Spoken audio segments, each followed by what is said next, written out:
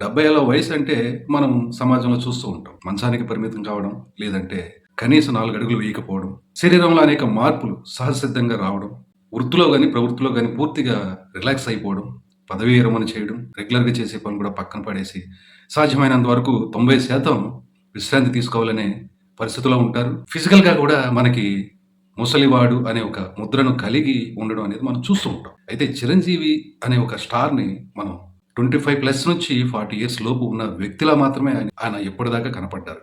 Comeback film అయిన 150 చిత్రం 'ఖైదీ number 150' కూడా మనం ఆయన చరిష్మాని, ఆయనలోని యొక్క స్క్రీన్ ప్రెజెన్స్‌ని చూసాం.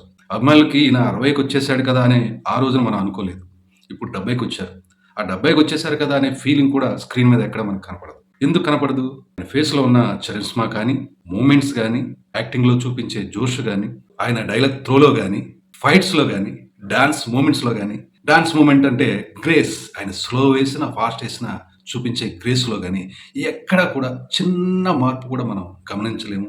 డిసప్పాయింట్ కాలేము. అంటే గత తాలూకా సినిమాలకు మించి అభిమానుల్ని మరింత ఉత్తేజపరిచేలాగా, అలా చూస్తూ ఉండిపోయేలా చేశారు మెగాస్టార్ చిరంజీవి. ఇక రెండవ కారణం, సినిమా హిట్ అవ్వడానికి రెండవ కారణం దర్శకుడు అనిల్ రావిపూడి. ఆయన సినిమా మొదలైన రోజు నుంచే చాలా హైప్ ఇచ్చారు. ఎంతగా అంటే పబ్లిసిటీలో కావచ్చు, ఆయన సినిమా గురించి పదే పదే ప్రస్తావించే విషయంలో కావచ్చు, చాలా చాలా హైప్ ఇచ్చారు. ఒక దశలో ఇదేంటి ఇంత హైప్ ఇస్తున్నాడు, ఇదేదో సినిమా కొట్టేసేలా ఉందే అనుకున్న సందర్భాలు కూడా ఉన్నాయి.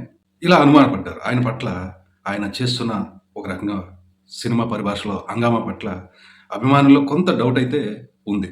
కానీ సినిమా రిలీజ్ అయిన తర్వాత అలాంటి అభిప్రాయాలన్నీ కూడా తుంగలో తొక్కేసి అభిమానులే ఆయన్ని నెత్తి మీద పెట్టుకొని ఇంత బ్లాక్ బస్టర్ సినిమా ఇచ్చినందుకు నిజంగానే అభిమానులకు చాలా చాలా వినోదాన్ని పంచిచ్చేలాగా సినిమాని తీర్చిదిద్దినందుకు అనిల్ రావిపూడికి నిజంగానే గుడి కట్టాలని అనేక మంది అభిమానులు వ్యక్తం చేశారు. ఇక ఈ సినిమాలో మరో ప్లస్ పాయింట్ విక్టరీ వెంకటేష్.